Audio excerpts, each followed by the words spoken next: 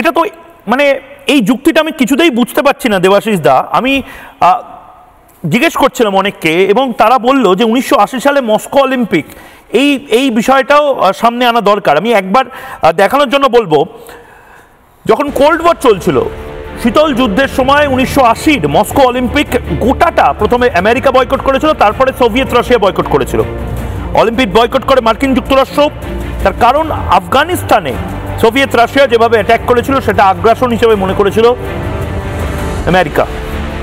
শুধু আমেরিকা বয়কটই করেনি, 60টা দেশ, 60টা বন্ধু দেশকে বাধ্য করেছিল অলিম্পিক, মস্কো অলিম্পিক বয়কট করতে। আফগানিস্তানে সোভিয়েতের সেনা অভিযানের প্রতিবাদে মস্কো অলিম্পিক বয়কট করা হয়েছিল। 1984 সালে লস অ্যাঞ্জেলেস অলিম্পিকও বয়কট করে রাশিয়া। অলিম্পিক বয়কট করে সোভিয়েত ইউনিয়ন সেই সময়।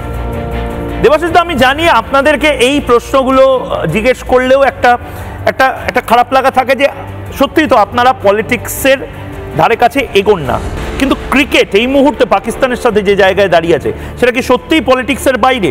আমরা যদি সিদ্ধান্তই নিই রাষ্ট্রগতভাবে যে পাকিস্তানকে সমস্ত দিক থেকে আমরা চোখ করে মারবো, তাহলে কেন এই ক্রিকেটের রাস্তাটা খোলা যেখান থেকে প্রচুর টাকা আছে? মানে